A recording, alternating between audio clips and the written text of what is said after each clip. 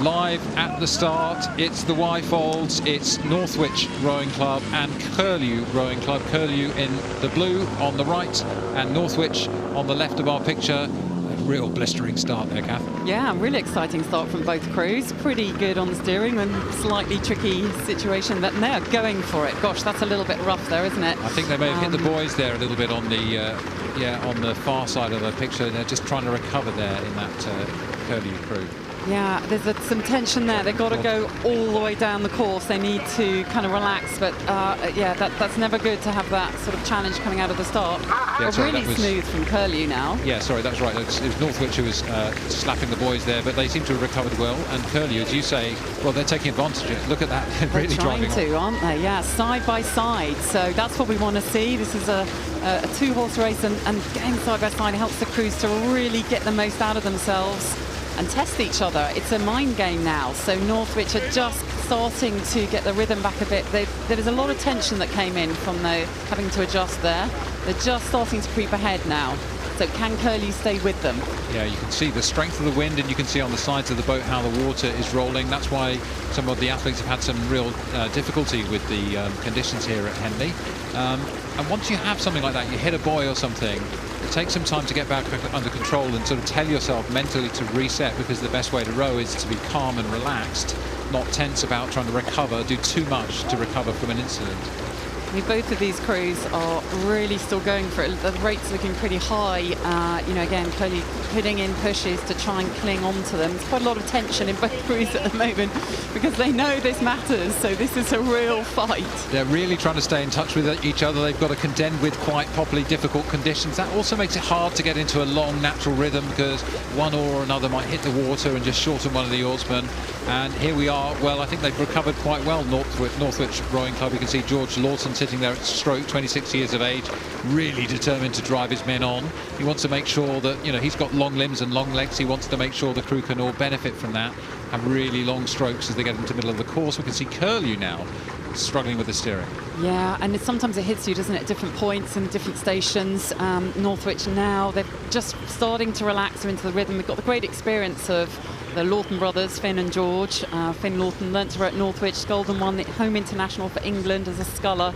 So again, some good watermanship skills that we're seeing out there. He went to Brooks and rowed in the Temple. He represented England at the home international in rowing as well. So, you know, a lot of experience there. And his brother also at stroke learnt to row at Northwich, sculled as a junior and sculled at Reading University on the Falls Head, the Pears Head. So, you know, this is now showing on a day like this, to have had some of those races in your experience means you keep that calm head at the start and just get the more stability, the stableness, that platform, I can't find the right words, to, you know, show that they've got a bit more technique that's helping them through the water. I think we know what you're saying there, Kath, and you can see it, can't you, the contrast between these crews now. Curlew are struggling a little bit more with the conditions, and actually we see quite often, we see siblings in the same boat, and that can also be an advantage. Sometimes there's rivalry, we know, but sometimes it means you've got similar physiology, and that can give some stability in the crew. And you can see here Curlew, well, they're struggling a little bit. It's very, very challenging out there. They need to sort of relax a little bit more, get the tension out of the shoulders and put the effort into driving the legs down. But now, well, Northwich have broken into a clear water lead. That's going to be hard for Curlew. Yeah, they're looking, there was a look behind, wasn't there, from the bowman of Curlew, thinking, what have we got to do? What's the distance? Can we still do it? And this is the biggest psychological test of rowing, the fact that, you know, when you're behind, you can't see your opponent. It changes it from running, from so many other races. And it means you need to be able to row your best race wherever you are. It's difficult when you know you've got a lot of work to do, and that Northwich crew are getting stronger stroke by stroke. Yeah, still a fair bit of the track to go as we look at Northwich, who've now opened up a couple of lengths of clear water over Curlew. Rhys Coffey at bow of Northwich, and Finn Lawton, as you say, Craig Taylor and brother George Lawton at stroke. And then here's Curlew. We've got Felix Hempstead at bow, Fabian Mitchell at 2, Ben Mitchell, another sibling, at 3, and PM O'Callaghan at stroke. And the Curlew crew, well, they had a pretty flying start, but then they have struggled. I think probably a little bit of extra strength and a little bit of extra power in the Northwich crew has given them that stability.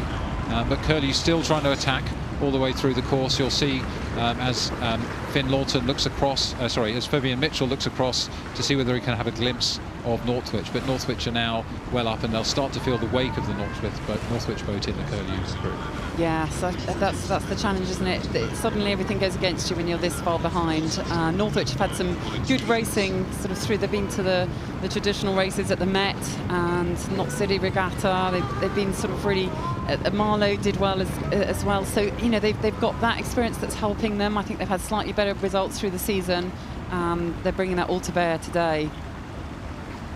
So here we are coming through the middle of the course. That 3:50 is the time mark. It won't be a fast time today with such a strong headwind, but that's just around the halfway mark of this 2,112 metre course. So we're into the second half of the race, and it feels, at this point, I think if you're in the lead like this, it feels like you're on the downhill.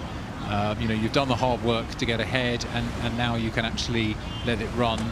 Probably take off a little bit of the pressure. You might be starting to think about what's next, conserving energy rather than paying out the energy. Meanwhile, Curlew, well, all they can do is continue to try and attack. Yeah, if you had speech bubbles against these crews above their heads, they would look so different. There's literally a completely different conversation going on in that Northwich crew about conserving energy, just kind of making sure the techniques, you know, getting the best out of the energy you put in. And in Curlew, you've got one option, that is to keep fighting, to kind of keep trying to build the rhythm, get stronger, you know, use all of the winter ergos, get that out. It's attack, attack, attack. Curlew is, you know, lovely club, isn't it? Based in East London. One of our oldest clubs, goes back to 1866, and they've, you know, very proud that they've continued without interruption through 2 world wars. They've been in different boat houses, you know, are still here. They're very proud of having qualified crews. 15 of the last 20 Henley Royal Regattas. So, you know, it's a smaller club than some, but they punch above their weight, and they're giving absolutely everything out there. Yeah, well said. And another look across to check on the progress of the Northwich crew. Now, one of the things we talked about there was the importance of communication within the crew, and we know what that is like when you have a cox who's not out of breath and is looking at all the athletes in front of them and can see the whole track. But in a coxless 4 or a quad, it's different. How does that work? So usually your bowman or your 2-man will be the person who's your chief caller, who will be the person with the plan. You'll have a plan that you've all agreed, and you'll have some kind of options, some different scenarios. You might move the race plan, kind of might bring it slightly further ahead. You'll have some pushes if you're down, some pushes if you're ahead, some technical pushes. But you also have a sort of unspoken code that you've developed through training, where you know when it feels good, you know how to adjust as well. So you have verbal and sort of non-verbal communication, trying to keep everyone on the same track. And that looks like it's working well in the Northwich crew. Yeah, absolutely. It can just be a few words because they're so breathless, but those words can mean a lot about the technique or where to push. And, well, Northwich have recovered well from an early clatter of their oars, and the boys, it seemed, to relax, row long and strong, and a really nice row over the course for them. They'll be very happy with that as they cross the line, and they can breathe again. Happy to have rowed, just touching each other, making sure that they're all happy with what they've done. And Curlew, well, they've thrown absolutely everything into this really challenging race for them. Absolutely spent out there. Well done to Curlew too. So Northwich Rowing Club beating Curlew Rowing Club in the first round of the Wyfolds.